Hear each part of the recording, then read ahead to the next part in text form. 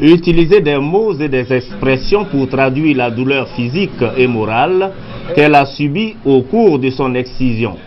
Telles sont les motivations de Ami Traoré qui transparaissent dans ce livre qui dépeint cette pratique néfaste qu'est l'excision.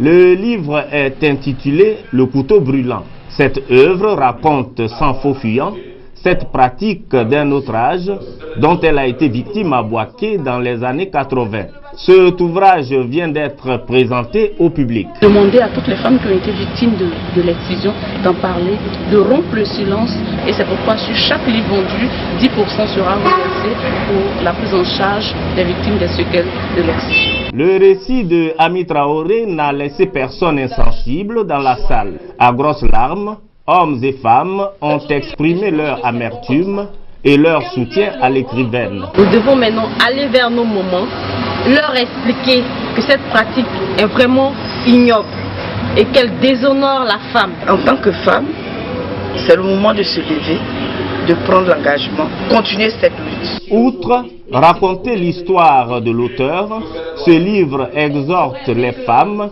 à abandonner la pratique de l'excision. La Côte d'Ivoire détient l'un des taux les plus élevés d'Afrique. Avec 39%, l'excision est toujours pratiquée dans de nombreuses régions du pays.